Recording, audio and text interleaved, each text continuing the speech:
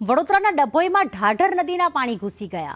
ડભોઈના જે બનૈયા ગામ છે તેનો સંપર્ક તૂટ્યો છે, કારણ કે તેને જોડતો મુખ્ય રસ્તો પાણીમાં ગરકાવ થઈ ચૂક્યો છે। ગામના મુખ્ય માર્ગ ઉપર 2 કિલોમીટર સુધી પાણી ભરાયેલા છે।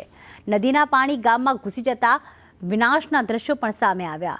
રાજલી ક્રોસિંગથી બનૈયાનો માર્ગ પાણીમાં ગરકાવ થઈ ગયો, એટલે કે આ ગામનો હવે સંપર્ક જ તૂટી ગયો છે। એ ગામના લોકો પણ ત્યાં ફસાયેલા છે। હવે ગામમાં પણ પાણી ભરાયેલા છે, ત્યારે તેમની કેવી સ્થિતિ છે તે પણ ચોક્કસથી આપણે સંકેત લગાવી શકાય, કારણ કે ઢાઢર નદીના પાણી ગામ સુધી પણ પહોંચી ગયા।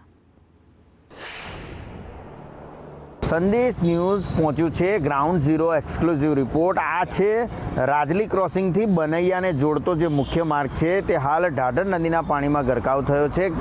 ગઈકાલથી જ આ માર્ગો ઉપર પાણી ફરી વળ્યા હતા, જેના કારણે બનૈયાના ગામો 30 થી 40 જેટલા પરિવારો આજે બનૈયા ગામમાં 2 દિવસથી ફસાયા છે। તેમને પાસે આવવા જવા માટેનો કોઈ પણ વિકલ્પ નથી, ત્યારે બનૈયા ગામના લોકો છેલ્લા 2 દિવસથી ગામમાં જ ફસાઈ રહેવા મજબૂર બન્યા છે। અને વાત કરવામાં આવે તો આ એક જ મુખ્ય માર્ગ છે, માત્ર આ એક જ માર્ગ છે જે બનૈયા ગામને જોડતો માર્ગ છે, અને તેના પર ઢાઢર નદીના પાણી ફરી વળે છે।